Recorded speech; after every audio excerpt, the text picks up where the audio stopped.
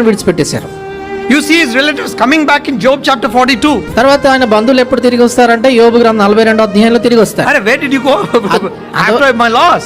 ఈ నష్టంలో నేను ఉన్నప్పుడు ఎక్కడ వెళ్ళారు మీరు? All left me. అందరూ విడిచిపెట్టారు. That's human nature. అది మానవ స్వభావం. People will flock around you when you are successful. ఎప్పుడైతే నీ జీవితంలో విజయం ఉంటుందో ప్రజలు నీ చుట్టూ చేరొస్తారు. When you go through crisis, ఎప్పుడైతే నువ్వు కష్టం గుండా వెళ్తుంటావో people will abandon you. ప్రజలు నిన్ను విడిచిపెట్టేస్తారు. But the Lord will not leave you. అయితే ప్రభు నిన్ను విడిచిపెట్టడు. When he was on the cross, ఆయన శిలువ మీద ఉన్నప్పుడు, when he was dying, ఆయన చనిపోతున్నప్పుడు he was interceding for you and for me. ఆయన నీ నిమిత్తమై నా నిమిత్తమై విజ్ఞాపన చేశాడు. He said, Lord, forgive them. Father, forgive them, for they know not what they do. ఆయన ఏం చెప్పాడంటే, తండ్రి వీరు ఏం చేస్తున్నారో వీరు ఎరగరు గనుక వీరిని క్షమించుమని. He had you on his mind. ఆయన మనసులో నీవు ఉండినావు ఆయనకి. That's the way he died on the cross. ఆ రీతిగా ఆయన శిలువలో చనిపోయాడు. If I don't die, నేను చనిపోకపోతే what will happen to you? నీకేం జరుగుతుంది? He could have easily come down the cross. ఆయన కావాలంటే సులువుగా శిలువ దిగి రావచ్చు.